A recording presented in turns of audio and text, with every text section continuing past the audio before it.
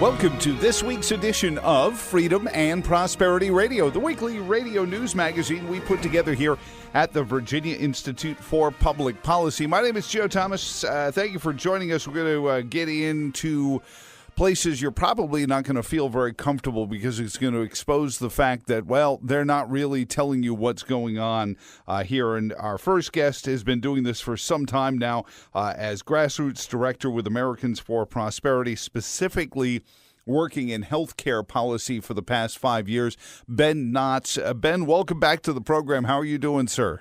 Joe, it's always a pleasure, man. Hope you're having a great day. Thanks for having me on today. Any day in this country and in this Commonwealth, 400 years of representative republicanism, and, eventually we'll get it right. But let's get into our General Assembly. First one convened in 1619. I don't think they were talking about Medicaid for all, but they haven't changed a lot since then either.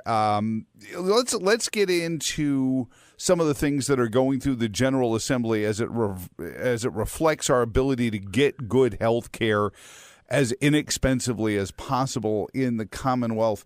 Let's just start off the certificates of public need. They are one of those whipping boys that we have frequently, and somebody will roll their eyes saying, oh, here goes Joe talking about certificates of need. But I still can't imagine if anyone applied this process to any other industry. Oh, you own the Quick Lube in town. Well, we got to call Jiffy Lube to see if there's room for you in the town. It's just not going to happen. Where do we stand on certificates of need in this year's General Assembly, Ben? Well, I know your audience is probably really familiar with that. Obviously, you're saying you've talked about it a whole lot. And, there's a lot of people in the General Assembly that are, across the aisle that are very concerned with the fact that we have a supply shortage of care providers in Virginia, and the demand continues to go high, but we have to do a better job at effectively increasing the supply side of care. Certificate of Public Need specifically keeps those folks out. And so what we've seen is that there is movement, but this session it doesn't look like it's going to happen because they can't agree specifically how we're going to do that. Is it going to be a across-the-board elimination of COPN, or is it going to be a regional elimination of COPN where the urban communities they get rid of certificate of public need, but the rural communities, they still have to get approval to create another care provider, which is just ironic because that's the areas that we need care the most. So there's really not going to be much progress on that, unfortunately, this session, and it remains that the people who have an invested interest in keeping the status quo in place would effectively lose money if they allow competition to come in to lower the price. And so that's just the reality of it. We're going to continue to advocate for its repeal because it's going to do nothing to it's funny enough, Joe, in Pennsylvania when they eliminated it, believe it or not, the Hospital Association up there opposed it. And then after they repealed it, they were in favor of it because it allowed them to do a lot of services they couldn't do otherwise. Well, we didn't really mean we were against it. We were just against it because, well, we had to, and we couldn't get into the country club and get a good tea time unless we said it. I mean, it's just it was hilarious. They actually came back and said, yeah, it was actually really good for us. They repealed it. Please don't put it back into place because some legislators wanted to put it back into place. So it just goes to show you if you try the right thing, you'll be a fan. Well, it's just a free market principle, and even you see it, I know in many cases they apply it to specialty care like MRI and things that often are privately put together, MRI clinics and things like that. But I even see it impacting some of these first med, I don't want to call them clinics, but they're often a place where somebody can go if they need a doctor and they don't have one regularly or they're on that edge economically. And a lot of these places will use these first med facilities as their doctor's office. Right. Well, you're bringing up a very valid point is that, again, the problem is that there's just not enough competition, and a lot of people they're creative and innovative ways to provide care to folks. And as long as you're eliminating options, you're not really going to solve the problem. And the most interesting thing, yesterday I had a meeting with Dr. Deshant Shah, who's a radiologist in Richmond. He actually told me, he said that that one provider or one of the folks coming there, they said they got a $15,000 bill for an MRI in the hospital. and Deshaun does that same exact thing for $500. Gee.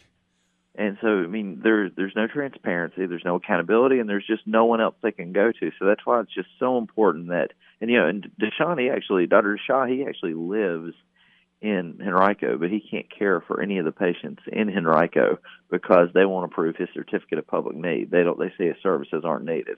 And when you got a $15,000 hospital bill for one MRI, don't tell me you don't need some competition. I think that's pretty much mandatory. Well, and that's what I see is then you'll hear a panderer say, well, we need Medicare for all for the rural communities, which, as you pointed out, is even one of the proposals. So is this a partisan issue, or is it really, pardon the phrase in all tongue-in-cheek, bipartisan, B-U-Y, partisan? Is it Democrats and Republicans oppose this, depending on if they have a big hospital in their district? Well, it's not just like, so the one thing we can all agree on, and this kind of leads in, because we're also going to talk about telemedicine. Yeah. We've been arguing about the demand side for the last 50 years, and it's gotten us absolutely nowhere. We've been arguing about who's going to pay the bills. Is it going to be the government? Is it going to be the citizen? Is it going to be the insurance company? And the whole time we're arguing about the demand side, we are strangling the supply side because we're not talking about supply. And so we've seen a lot of Democrats and Republicans are both saying the same thing. At the end of the day, if we don't control the costs, then it doesn't matter who's paid for it because we're all going to go bankrupt. Mm-hmm. We absolutely have to increase the supply. So that's why that side of the argument is very bipartisan, because they recognize that monopolies and special interests are really invested in profiting off the status quo. And so that's what we're seeing when you've got like Delegate Guzman up in Northern Virginia and Senator Barbara Favola, who are wanting to allow folks to get care across state lines through telemedicine. Whether if you're licensed in your state, you can provide care into Virginia. They're the ones that started that conversation on the Democrat side. They sponsored legislation to do that very thing. And it was Republicans that approached me and asked me to not support such a thing. And I'm like, no, we would support that because it's going to increase access to care. So it's just fascinating how this changes the dynamic when you start talking about supply. Well, and it's funny how sometimes you'll hear people say, well, we need more nurses. They'll go out and they'll hold events and, they'll go to a community college and say, well, this nursing program and we need more money for these training programs. Yet when you talk about actually having places where those nurses could ply their trade, they seem to want to restrict that. It really, if I was a nurse and I'm taking courses to become a nurse, I'm like, get more places where I can work. That means I have a better chance of finding a job when I get out of school. Right, and their argument to this in response to it, and I mean, it's one we don't ignore. It's one that we see is valid. A point is that they say, well, listen, if we don't have control of this process, people are going to get bad care. Mm-hmm. I'll give you an example with like telemedicine. The thing that they're trying to push away, and the thing they're trying to do with COPN, it's the same exact thing. They're saying, well, listen, the providers we have in Virginia, they're qualified. They're going to protect the common good. We're going to make sure they don't hurt anybody. But what the challenge back to that is that, well, let's say if you leave state lines, if you got in a car right now, Joe, and you drove out of the state to a doctor that you heard was good, the Virginia doesn't have to say a word about it. They're like, okay, that's fine. But if you get on the phone with that same doctor, suddenly now that's a bad relationship, and your care is in danger. That's the kind of dynamic they're saying. Whether it's COPN, whether it's that, they're saying if we don't let you get care outside of the approved ways, your health care is going to suffer, and the quality is going to suffer, and you're going to be in danger. We're visiting with Ben Knotts of Americans for Prosperity in Virginia, but been working grassroots on medical care, health care access too. I think you said a couple of things, and I want to stick a pin in how we message this, because like with so many parts of this, I feel like the Kamala Harrises and the Chris Hursts of the world seem to be stealing the narrative. Never mind, contra Dr. Governor. But let's go into telemedicine a little bit, because I certainly could almost predict that our local, state AMA branches would be against it. Our hospitals would be against it. But this day and age, with the technology that's available to us, we're talking about rolling out 5G communications networks with one of the specific goals being able to actually perform surgery from remote locations, yet we're fighting telemedicine on the General Assembly level. It's bizarre to me. Well, I will say this: the Medical Society and the Hospital Association endorsed a lot of our bill because what it was doing, a part of what our bill does is it allows for remote monitoring for things other than glucose levels, and it also says that if you provide telemedical services, you should be reimbursed for those services. So it incentivizes doctors to provide care to areas that they might not otherwise because it wasn't financially viable. Mm-hmm. So our bill really streamlines that process for in-state care providers, and that's why a lot of the care providers were excited about that portion of the bill. What they're very concerned about is allowing, so that makes it easier for people to do remote care in a very quality way. What they don't like is that originally the bill had in mind where you could reach across the state line. Somebody from, like, you could pick up your phone, Joe, and call the Mayo Clinic, and if the Mayo Clinic isn't licensed in Virginia, they could, they say, well, you shouldn't be able to talk to them over the phone, but you could drive up there and get care, and that's completely fine. So we're trying to just clarify that relationship, that we support Virginians being able to get care whatever way they see fit.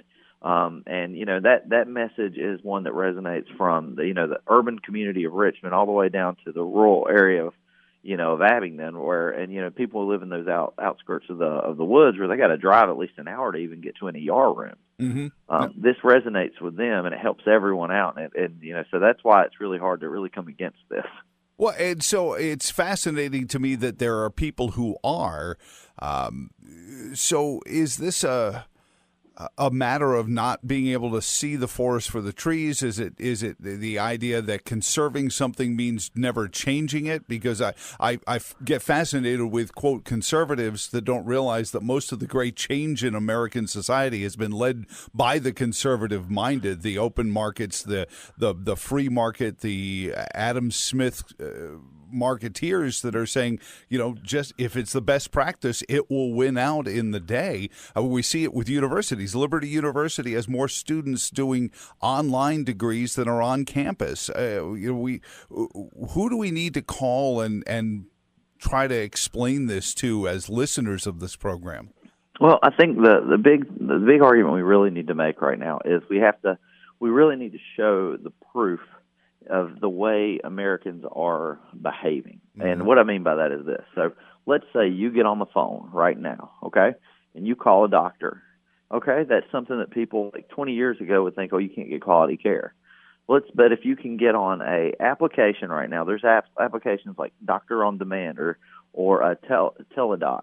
Mm-hmm. There's other ones where you can literally have a face-to-face conversation, and the doctor can zoom in on your face, and they can see specifically, they can zoom in on your face and see in 4K quality what your pores look like, where you're acting like. So, we're nowhere near where we used to be with healthcare, and so we can do stuff digitally better digitally now than we could do 20 years ago in the office. And so that's what we have to understand is that Virginians and Americans are seeking out digital means of care without permission from the state.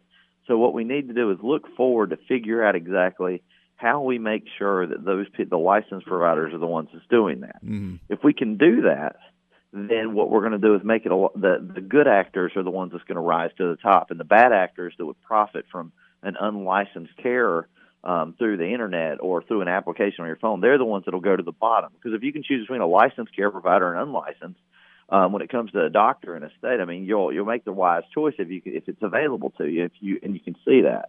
But right now, everybody is, nobody is. If you get on WebMD and you do an instant message with a care guy down there, you have to sign a disclaimer saying, I know I'm not getting care.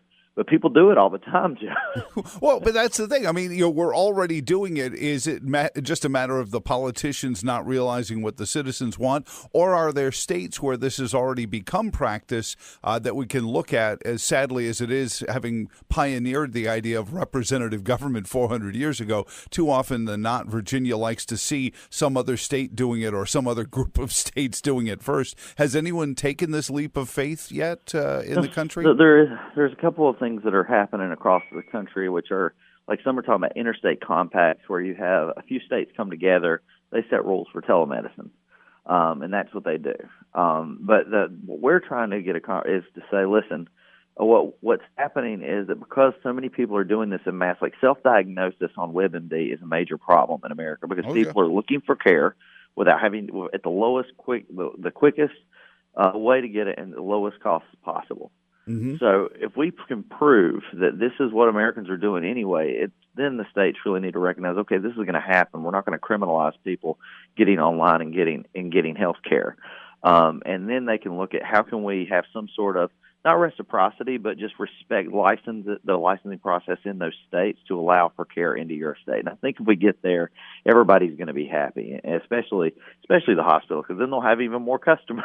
Well, and that was what I was kind of thinking of, is you kind of bring back the old rural clinics, maybe staffed with some nurses. You'd have the ability to take samples and things like that. And through technology, doctors should be able to, just as quickly in a hospital in Charlottesville, be able to diagnose somebody in Wythe County, fairly easily without having to have them drive all the way uproot their lives, take days off from work and to go see a specialist.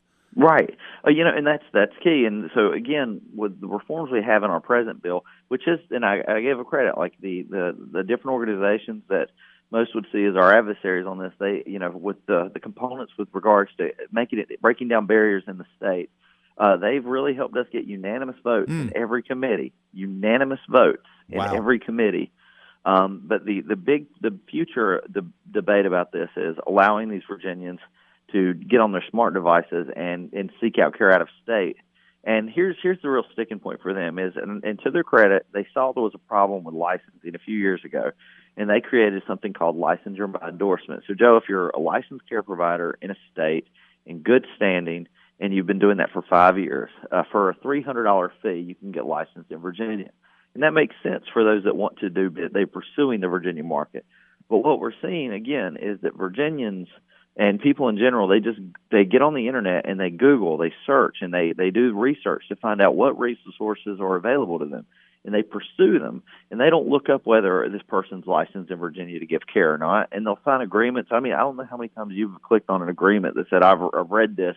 But my generation, they do it all the time. Yeah. And they do it with these care providers online, and they're not getting true health care, but they get advice effectively. So that's what I'm saying is that if we can show that citizens are going to do this regardless, then it's a matter of, okay, how do we respect those licensed providers in their states and get them to provide care into our state? And that's the outcome we're all trying to get to.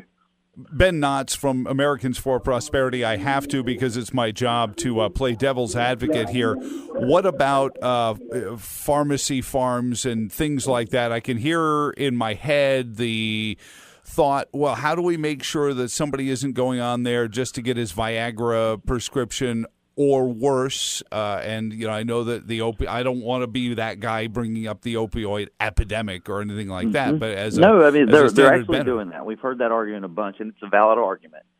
We don't want, pill mills and that sort of thing happening. So the argument is if we make it easier to do telemedicine, we're going to make it easier to have pill mills and that sort of stuff. Mm-hmm. And now, here's the challenge to this, is they're saying that, okay, we're kicking them out of our state with our licensing law, so they can't provide care or write prescriptions for, en masse for opioid addicts and that sort of stuff. So they're effectively saying we've created the regulatory environment that they can't thrive here and they can't live here, and that's good. But let's just say that let's follow that argument to its end. So they're saying that they're going to go to a different state. So what's to stop anyone in Virginia from going across the border to that state and getting the same exact level of care? Mm-hmm. And they'll say, so it's on that state to manage them, to keep that kind of thing from happening. And so that's our point, is that effectively you're still going to point to other states to rein these people in if you run them out of your own state. And so effectively that's what our bill would end up doing, is it would say all states are going to be accountable to provide the best care possible and licensed qualified professionals so that they can provide care through telemedical services. That's going to push these bad actors out of the market, and it's going to raise the good ones to the top of the market. But if you don't have this, where only people that aren't legit and that can participate in these kind of programs, what you're going to see is that these bad actors continue maintaining a black market. I mean, we don't have just an illegal drug problem in the United States. We have a legal drug problem in the United States. And but when you create an environment in which doing it the right way comes to the top, then that's the best outcome for everybody. That's what we really want to get to. Ben, I've stuck a pin in this because it's a running theme with me. I talk to so many folks, and these days I've collected so many friends. I feel like a character in a Chaucer novel. But how do we, as I listen to Kamala Harris and Elizabeth Warren and some of these folks who are getting their 2020s on, jumped further and further to the left. And Kamala Harris this week even had the audacity to say the problem with the Republicans is they don't care about poor people. And I find that to be truly offensive because I have never met a group of people that truly cared about the poor and helping them find a way to not be poor anymore than conservatives. And in most cases, they're all Republicans. So how do we do a better job of messaging? You've been doing this a long time. Americans for Prosperity certainly scared them enough to make them go out on their Koch brothers campaign. But how do we all as conservatives make it better so we do a better job of messaging and branding ourselves so we don't get marginalized and then eventually trivialized? Well, I'll tell you, specific to this issue. Right. I mean that. Yeah, specific to this issue, left or right, everyone can agree if we do not increase the supply of care, no one's going to be able to afford the demand. Dr. Bob Grabois is a VCU professor. He's also at Mercatus, and he's done a lot of different stuff and spoke it. But he was pretty much saying this. He goes, at the rate healthcare costs are increasing, it doesn't matter who pays for it anymore because no one's going to be able to afford it, and they'll go bankrupt. He said if the people go bankrupt paying for healthcare, then the states will go bankrupt, and then the federal government will go bankrupt. He said, and vice versa. If the costs keep going, the states can't afford it anyway, and they'll go bankrupt. He said, so if we do nothing to increase the supply of health care, we can have that debate all day long about who's going to pay for it, but it ends the same way. So that's why everybody can agree. We care about the cost of care, and because we care about the cost of care, we need to increase the supply of care. We need to tear down the barriers for people improving their lives in a qualitative way, choosing the best care provider they can. And the laws we're talking about here, that's why they have bipartisan support, because everyone is having the same conversation. It's not anymore about the proper role of government. It's saying it's not right to erect barriers around to protect the institutions that are driving up the cost of care. Let's increase the supply. It's like the single mom in the inner city of Richmond's kids are sick in the middle of the night. And she can't get in a car to go to the ER, but because that's all that's open. When she knows her kid's just got a cold, she can't sleep. Talking to a doctor on her smartphone, that's game changing. If you're out in out in the middle of Wise County and you got to get to the doctor, but you can get on your phone and talk to your doctor right there in the comfort of your home. That's game changing, and it only costs like $50 to do this. It's not $5,000 in an ER. It's not $500 in an office.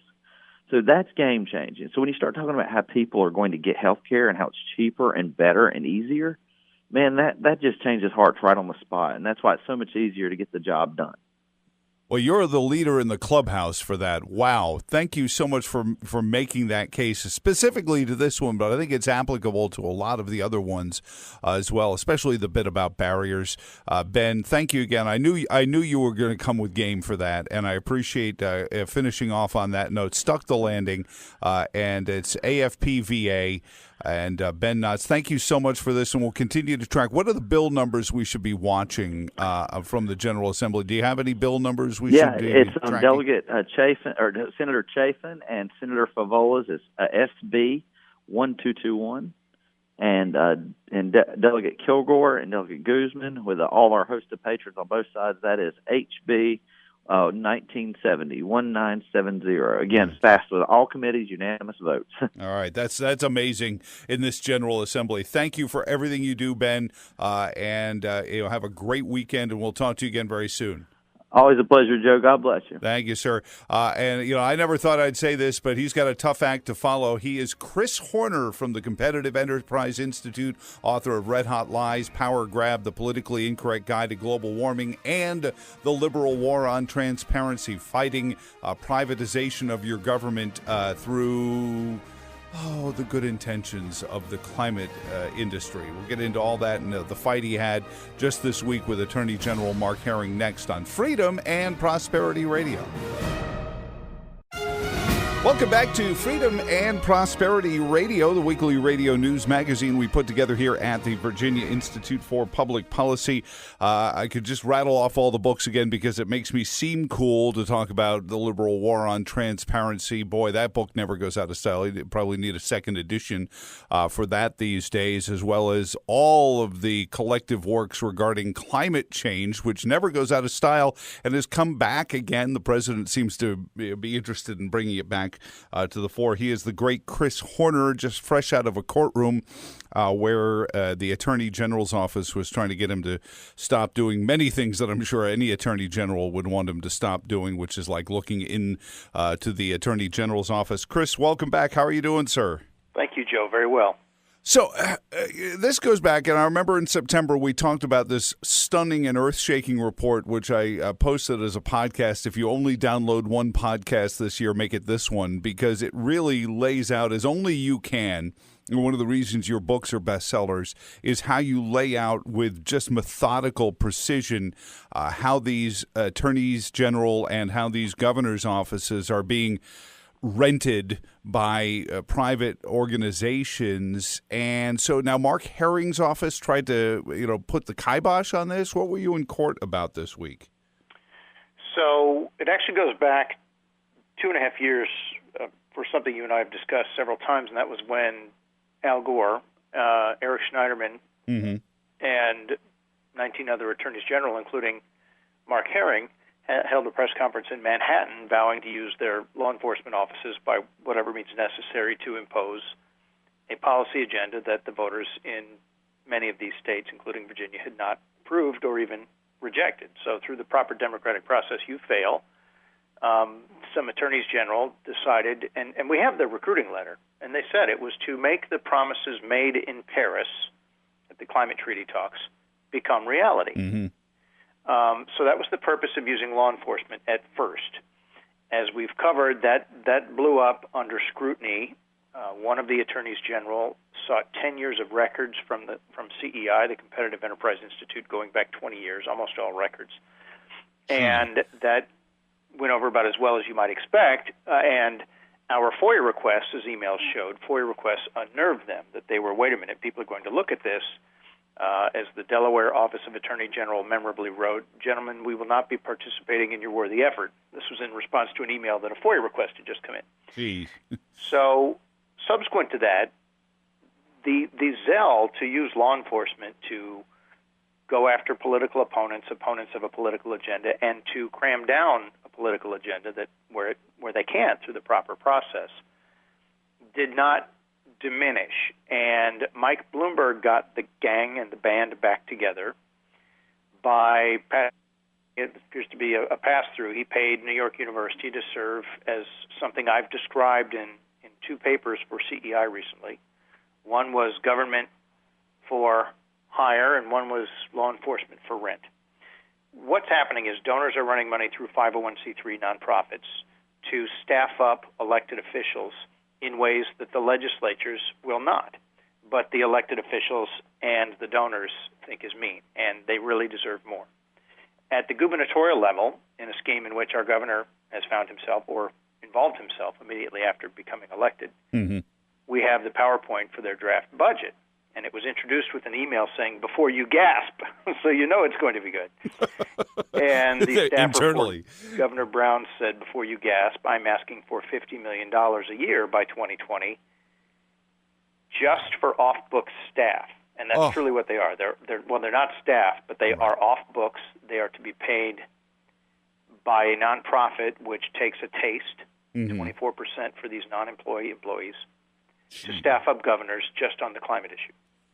Now energy rationing and so on. Well, and this goes back to that original point of order was they were going after with threats of fines and tax levies and loss of 501c3 status for any organizations, and then fines for any public companies that would fund any organizations that would support the climate science, sort of doing the whole Louis the leg breaker, listen, you don't want to do that because bad things could happen to you attitude. And then the FOIA, it seems like they think they've created a creative way to circumvent FOIA by creating these, for the lack of a better word, public-private partnerships, Chris? Yes, so you raised an interesting point. Back some time ago, it may be almost 10 years, Senators Olympia Snowe and Jay Rockefeller were threatening companies who supported groups like CEI, who were obviously uniquely effective, as one AG discussed me when saying he was going after records relating to me, and menaced them with the, we're watching this policy block, be ashamed if something happened to you. Sure seems like you depend upon the kindness of government or us not coming after you. And that, again, blew up, but it hasn't died. Sheldon Whitehouse is a senator obsessed with climate, former attorney general in Rhode Island, the only state whose AG has now sued someone, by the way, claiming that sea level rise will swamp them all because of energy use.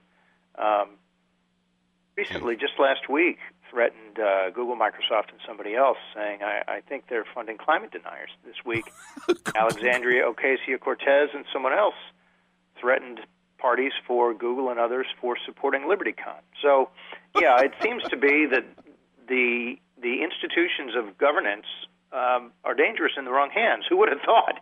So, Joe, the power to find and arrest. And yes, so what's sauce for the goose is not sauce for the gander. They do not think that speech that they don't like should be supported if it opposes them, and they do not think that the legislature should dictate what the elected officials do, despite that being the agreement between that's the compact with the public to be governed.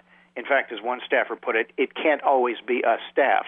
I'm pretty sure it's supposed to be, but somebody might check. Yeah, that's a crazy idea that the government, the attorney general or the governor's office should actually be publicly accountable staff. This seems like it's this really interesting amalgam of all your work. Obviously, the climate stuff through Politically Incorrect Guide to Climate Change, and obviously through your work in the government, accountability and oversight. But then into the liberal war on transparency. First, it was we just don't want to comply with the laws that we wrote. And I'm sure I'm understating it. And now it's said, gee, if we spend a little time thinking about it, we might be able to find some key new ways to avoid that scrutiny. Right. Now, I'm flashing forward to where we are now, but with another hat tip to that past effort by the AGs. Attorney General Herring participating in that group until they disbanded, though never formally. He did sign their secrecy pact. He did sign on. They say there are no records unsigning it. The Richmond Times-Dispatch, of all organs, published in April, just 3 or 4 days after that press conference, an editorial called Herring the Activist AG, noting that this behavior was unseemly and invoking the dreaded Ken Cuccinelli comparison. I don't see any comparison here, but anyway, they noted that this may not be the way to use this office. Well, again, if the zeal and the will is there, and in this case, the major party donors, these AGs seem committed to going forward. So what happened is Mike Bloomberg, in a very soft rollout with the Washington Post, announced that he was going to finance attorneys general to push his agenda. And if you think I'm being too blunt with that language, you should see the Virginia Attorney General's application to Mike Bloomberg, in which they asked for $81,500 a year plus benefits to be paid directly to I don't know how it's not a mercenary, someone who would be placed in the Virginia office of the Attorney General as a, quote, special assistant Attorney General, not working as an employee of the Attorney General, an employee of Mike Bloomberg's group. And the application for this and other inducements, PR staff provided out of New York, other lawyers provided out of New York, a, quote, pro bono legal network, and I'm pretty sure that's not what that word means, but what they're calling a pro bono legal network. Somebody's not paying. All of these riches would be the AG's if he would agree to take this person into his office, and he did. And the application says this would allow General Herring, SIC, General Herring, to participate much more fully in cooperative efforts, and I quote, to advance the agenda represented by the State Impact Center. That's the Bloomberg Group. So I will take this person that you pay into my office, my law enforcement office, quote, to advance the agenda represented by your group. Well, all right, what we're doing now is asking, how did public institutions, particularly law enforcement, come to be used this way? Mm-hmm. Because on its face, to some of us, including somebody you're speaking to, this is outrageous. It's more so when you look at the representations that these people made as part of their plea for these riches. And they include, Bloomberg's group made them all certified that this is legal in your state. Oh, by asking the Attorney General, just sign here to make sure that this is legal as the chief law enforcement officer in your state. I hereby think that what I do is okay. And here's your decoder ring. If the president does it, it can't be illegal. Something along those lines. But what they said was, in New York, Oregon, and Virginia, the applications were particularly interesting. Oregon and New York pointed to specific statutes, saying, yes, I can do this because of this provision. Well, if you read that provision, it not only doesn't authorize it, and it has to be authorized. You can't just say, I'm the Attorney General, that's my argument. Mm-hmm. It not only doesn't authorize it, it prohibits it. And the Oregon Legislative Council, when asked late last year about this, said, yes, this does not comply with, is not permitted under our law. Now, the Oregon Attorney General, it being Oregon, said, I'm the Attorney General, what are you going to do about it? And the answer seems to be, well, we can't do a whole lot. We're in the extreme minority in the legislature. Oh, my God. In Virginia, they did not point to a statutory provision. They just said, we don't see any Virginia-specific problems. But they did say they looked, as of course you must. Yeah. You're the Commonwealth's lawyer, and by the way, this representation was made on behalf of the AG by one of his lawyers, and there is an obligation to perform analysis and consult and so on. So we asked, please provide us the record showing your analysis, because there are several Virginia laws that, on their face, actually prohibit this. Mm-hmm. There is nothing cited to or that we've found that authorizes it. There's just an email, a memo in the body of an email saying we can do this.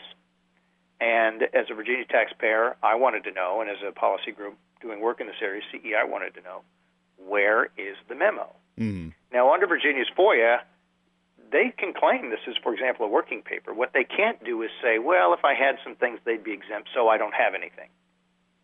And you'll notice that little nuance there. You still have to. The law couldn't be any clearer. Mm-hmm. You still have to say what you're withholding. You can't tap dance around and say, well, if I had anything, it wouldn't be covered, so I don't have anything. Right. And that seems to be, it's a bit of a moving target, but that seems to be one of the AG's two positions here. Well, because the other is we didn't look. Well, but I thought they said they did look and they didn't find anything, so they're going to continue on. And then they say, oh, well, we didn't find anything, so there's nothing to see here. There's no here. Well, if I talked to a guy down at the water by the coffee machine and he said it's okay, then they're going to need to say that. Yeah. Who's the guy? Joe, this is serious. No, absolutely. Right? It's as serious as a heart attack. It's just it's flummoxing to me. And just again, to connect some of the dots. Again, this is to help businesses that couldn't compete in a marketplace on their own because their products are expensive, not all that clean, and by the way, aren't going to change the temperature of the water or the size of the polar ice cap noticeably at all by any of the science, but it will make some company owners and I presume the venture capitalists fairly wealthy by driving them. We just had a bill in the floor of the Virginia House of Delegates saying that they would mandate Virginia be completely carbon fuel free by, I think it was 2025, something. I mean, not all that far away, and luckily it failed miserably, as bills of this nature do. But that doesn't mean somebody isn't going to be thinking about this and coming back at it, maybe with staff from Mr. Bloomberg or Mr. Steyer's office. The entire premise of both this and the program that the governor has involved himself in, which is why, by the way, you see him doing this backdoor push for what's called RGGI, this regional cap and trade, cap and tax scheme. That is in pursuit of this governor's agreement that's being privately funded, run through a 501c3, and we found out who. It's called the UN Foundation, which is Ted Turner's group. And it's run by the guy, a former senator, who actually chaired the hearing that Al Gore is credited with chairing that invented global warming as a political issue in Washington. And his name's Tim Wirth. He's the guy who admitted to Frontline that they monkeyed with the temperature in the committee room by leaving the windows open on the hottest day of the year and closing them right before the media came in, so their witnesses were sweating. It's an activist group that's being paid by donors to staff up governors to get them to push things like RGGI and what they're calling a green bank, which is it's just remember green jobs and the DOE slush fund under President Obama, and then add a few zeros. And now this, and the entire premise of all of this is you couldn't do it through the proper we have a process for doing this, and it requires popular consent, and you can't get it, so this is what they're going to do. So not to dwell on what we're trying to do here, but again, the Virginia AG has said, I've got the legal authority to do this. No, I didn't prepare any memo or anything, but anyway, go away, and trust me should be good enough. Well, we told the court, and the people need to recognize this, because the AG keeps saying, look, I didn't do it, so there's no story here. They've told reporters this, and they told the court that. It depends on what the meaning of the word "it" is. You did do it. I'm looking at it right now on my screen. It's a September 15th, 27 memo in which you say, I have the legal authority, please give me these resources. So you've committed that act, and then there were meetings in Richmond, and then you created the job description, and you did all sorts of things in furtherance of this. You did do it, even if you say we never brought them on board once people started looking. The point is, when the legislature goes home, you're going to do this. Right, because he's still there. Right. You are going to do this. And regardless, do you stand by this claim that you can bring – let me slightly twist the prism to add some perspective. Do you stand by your position that the National Rifle Association can chair a special assistant attorney general to investigate opponents of the Second Amendment? Do you stand by your position that National Right to Life can chair a special assistant attorney general to investigate abortion providers? What? No. Why is that different? I understand that's different. There is no operative distinction here. It's exactly what they're saying. But only will our constitutional watchdogs stir from their slumber when a Republican AG, if you see one again, does something like that. Right. But I suggest they wouldn't. This is an outrageous, unprecedented move. If there were precedent, they would have cited it. The only precedent they cite is, well, we bring law students in sometime. Pause, wait for laughter, I assume. Yeah. And so what we've said is that's not plausible. You don't make such a revolutionary statement, declaration of legal authority, for which none exists, and numerous laws suggest you simply cannot. You're barred from doing this without providing an analysis. So what we said was trust me shouldn't be good enough under the Virginia Freedom of Information Act. The legislature provided for judicial review. Trust me shouldn't be good enough in this case particularly because this application to the Bloomberg Group suggests that records do exist. The statutes requiring you to provide a written determination in advance why you can do this, why it's permissible under statute, says there are records. So does the office's own special counsel policy. And then the Code of Professional Conduct requiring analysis and consultation suggests there had better be records. Sure. So trust me isn't good enough. And then finally, as we pointed out, the Virginia Office of Attorney General has a history of providing us false no records responses. So when we ask for certain records relating to a former Attorney General from D.C. who's out in the business of now getting other AGs to hire her to go after people, they said no records. But the problem is not every AG operates that way. We have numerous copies of records that include with the Virginia office that they turned over. So when we electronically slid a couple across the table and said, so you're telling me these don't exist? They said, yes, those exist. Here they are. There are no more records. But we didn't provide them all the records. It was just a little test, and you failed.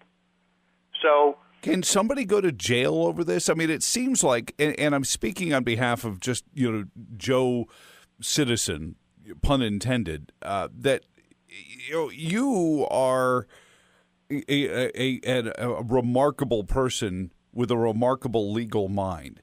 The guy who's just trying to get on with his repair shop or his radio station or his bookstore, we're counting on the law to not be weaponized against us. It seems like the message here, but beyond the climate agenda, is don't stick your head up out of the hole. We have all the big sticks, and we will, it's like the sheriff of Nottingham, and King John is sending him out to enforce his laws. How do we fight this? If we put in a FOIA, we get the answer from the AG saying, "Oh, those documents don't exist." You've been able to fight them. I know your book has a great primer, "The Liberal War on Transparency," on this. Is it just diligence? Do we all need to kind of find local versions of you and maybe elect them to the General Assembly to go fight these fights for us? I agree with everything you said except the preamble. Would that it were so, but I'll take it. Yes, you need, right now the legislature could do something along the lines of, I thought we were clear, but apparently we weren't clear enough. You can't do this. Mm-hmm. And now's the time. And as I understand it, I heard the Office of Attorney General say it in court this week, and I understand they've said it to reporters 4 weeks. There's no story here. We haven't done it. But when a reporter named Bacon, who writes something called Bacon's Rebellion, asked them, "But will you do it?" the spokesman refused to answer the question. Now, in Albany, that's a confession. I think it is in Richmond, too. Yeah, of course we're going to do it. We spent a lot of time writing memos saying, "Please give me these things," having meetings, creating job descriptions, and so on. We're not just dropping it. But let's say they do. We've got a problem here. We've got an attorney general saying, "I can do this." And so one way to put it is every legislator should say, and you should elect more who will say, "Attorney General Herring, I am confident that you would join me in opposing the National Rifle Association's ability to chair a special assistant attorney general to investigate opponents of the Second Amendment. Therefore, I look forward to your cooperation here in trying to determine where does your office get the claim that the NRA could do this, because that's precisely what you're claiming when you say Michael Bloomberg can do this. And when you apply to him, I may qualify my expectation of cooperation as I look at your application in which you say, I would like to do this to advance the agenda represented by the Bloomberg Group. That gives me pause. Should be troubling. Yes. This is a matter for knowing what it is, yeah. Both the current and the future legislatures. This simply cannot stand. By the way, if you don't think they'll come after you because you won't get subpoenaed for your records because you oppose the climate agenda, what about the next issues, the counterfactuals I've just raised? You are next if you're the Family Foundation, Right to Life, NRA.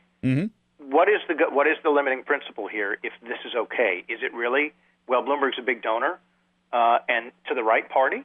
That's not actually a limiting principle. Folks need to assess this in principle. Is this okay? Not just as a policy matter. We need to examine, is this okay under the Blagojevich and McDonnell standards about how public office can be deployed? I like your calling it weaponizing law enforcement is perfect. But there's another element here, too. So this should be reversed. The Attorney General should renounce his position. Right now he's standing by it and saying, but there's no story because I didn't consummate. Well, there's sure been a lot of foreplay here. And at this point, we need to learn, is this the position of our top law enforcement officer? Because I assure you, as we pointed out, it isn't the position of the legislature. And I'm afraid they're just going to have to make that more clear. Let's hope they do.